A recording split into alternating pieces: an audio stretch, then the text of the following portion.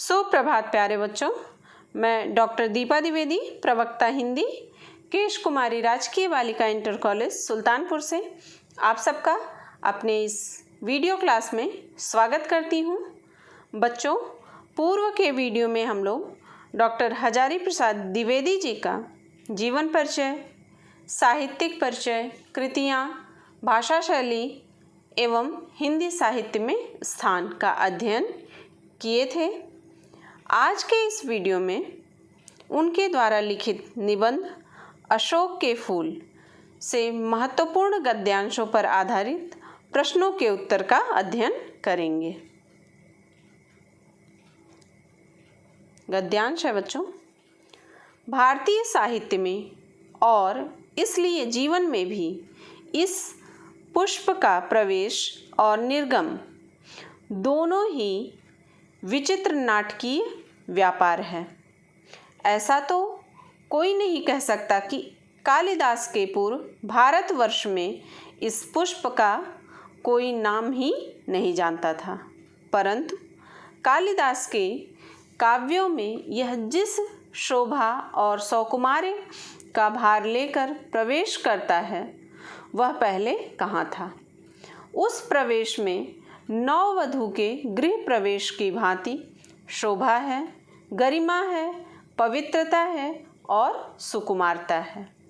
फिर एकाएक मुसलमानी सल्तनत की प्रतिष्ठा के साथ ही साथ यह मनोहर पुष्प साहित्य के सिंहासन से चुपचाप उतार दिया गया।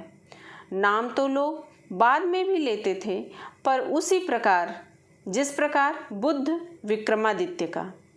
अशोक को जो सम्मान कालिदास से मिला वह अपूर्व था। सुंदरियों के आसिंजनकारी नूपुर वाले चरणों के मृदु आघात से वह फूलता था।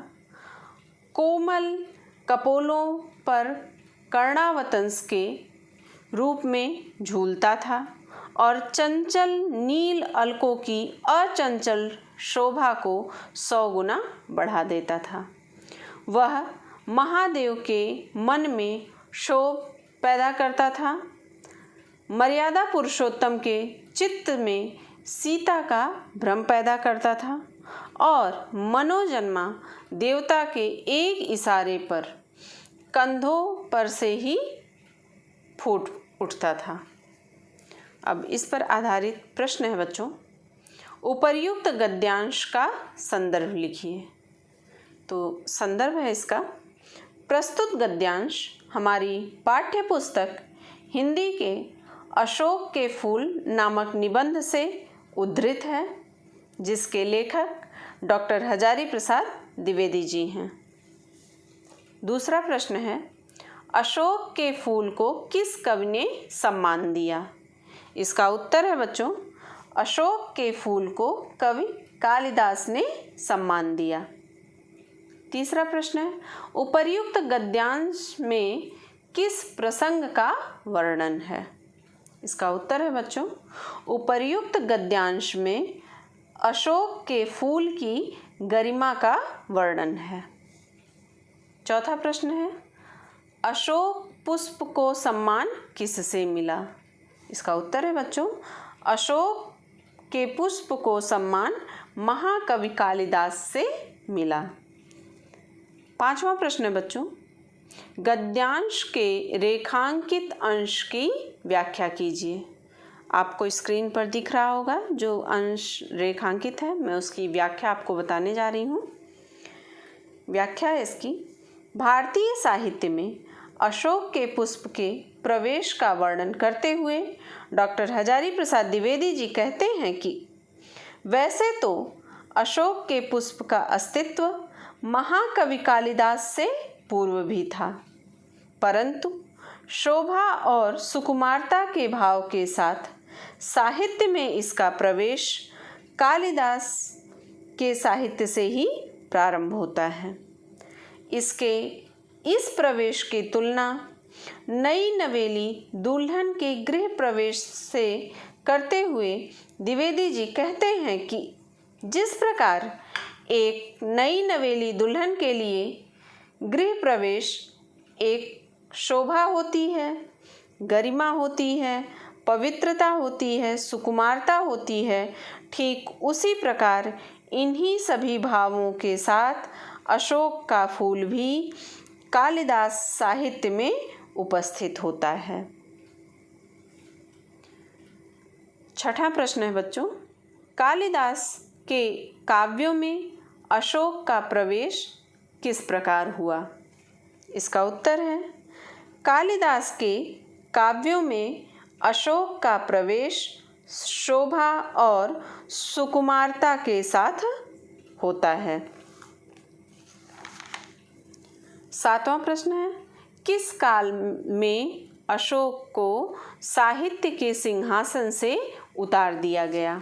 इसका उत्तर है बच्चों, मुसलमानी सल्तनत काल में अशोक को साहित्य के सिंहासन से उतार दिया गया।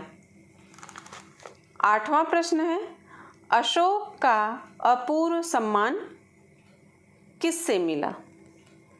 उत्तर है बच्चों, अशोक को अपूर्व सम्मान महाकवि कालिदास से मिला। नौवां प्रश्न देखिए बच्चों, यहाँ पे इस पुस्तक में थोड़ा सा गलत प्रिंट हो गया है। किसके मृत्यु आघात से अशोक फूलता था? यहाँ मृत्यु न होकर मृदु होगा। प्रश्न है, सही प्रश्न है इसका, किसके मृदु आघात से अशोक फूलता था? तो इसका उत्तर होगा, सुंदरियों के आसिंजनकारी नूपुर वाले चरणों के मृदु आघात से अशोक फूलता था।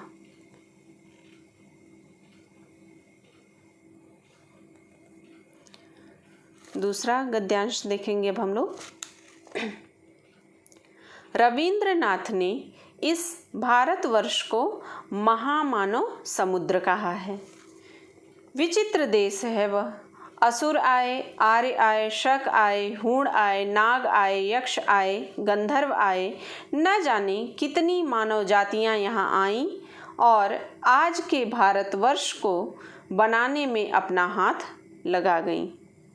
जिसे हम हिंदू रीति नीति कहते हैं, वे अनेक आर्य और आर्येतर उपादानों का अद्भुत मिश्रण हैं। एक एक पशु, एक एक पक्षी, न जाने कितनी स्मृतियों का भार लेकर हमारे सामने उपस्थित हैं। अशोक की भी अपनी स्मृति परंपरा है। आम की भी है, बकुल की भी है, चंपे की भी है। सब क्या हमें मालूम है? इस पर आधारित प्रश्न है बच्चों।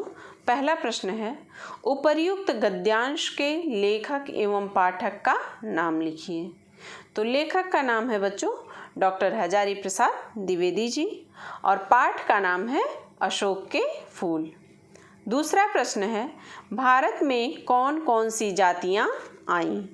इसका उत्तर है, भारत में असुर, आर्य, शक, हूण, नाग, यक्ष, गंधर्व इत्यादि अनेकों जातियां आईं। अगला प्रश्न है, रविंद्रनाथ ने भारतवर्ष को किसकी संज्ञा दी है? इसका उत्तर है बच्चों, रविंद्रनाथ ने भारतवर्ष को महामानव समुद्र की संज्ञा दी है। चौथा प्रश्न है, प्रस्तुत गद्यांश में किस प्रसंग का वर्णन किया है? उत्तर है, प्रस्तुत गद्यांश में विभिन्न जातियों के आगमन एवं उनके योगदान का वर्णन किया गया है। पांचवा प्रश्न है बच्चों, गद्यांश के रेखांकित अंश की व्याख्या कीजिए। स्क्रीन पर आपको दिख रहा होगा कि कौन सा अंश रेखांकित है। मैं उसकी व्याख्या बताने चली हूँ।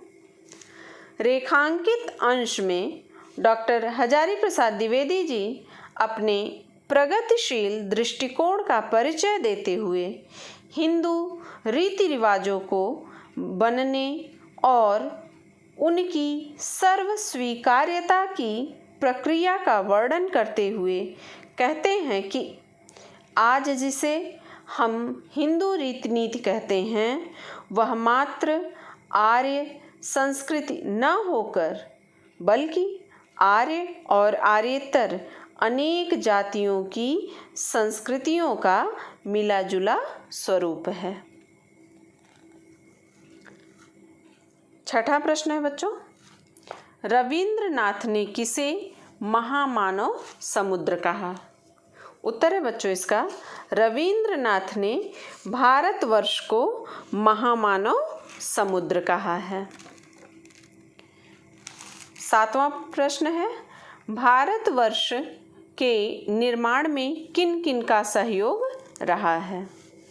उत्तर है बच्चों इसका, भारतवर्ष के निर्माण में असुर, आर्य, शक, हूण, नाग, यक्ष, गंधर्व आदि सभी का सहयोग रहा है। आठवां प्रश्न है बच्चों, आर्य, शक, हूण कहाँ आए? तो इसका उत्तर है बच्चों, आर्य, शक, हूण भारत आए। बच्चों, आज के इस वीडियो में हम लोग डॉक्टर हजारी प्रसाद द्विवेदी जी द्वारा लिखित निबंध अशोक के फूल से 2 गद्य खंड का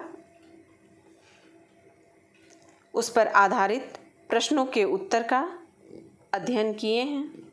उम्मीद करती हूँ आपको अच्छे से समझ में भी आया होगा। अगले वीडियो में हम लोग इसके आगे के महत्वपूर्ण गद्यांशों पर आधारित प्रश्नों के उत्तर का अध्ययन करेंगे। तो मिलते हैं बच्चों अगले वीडियो में। धन्यवाद।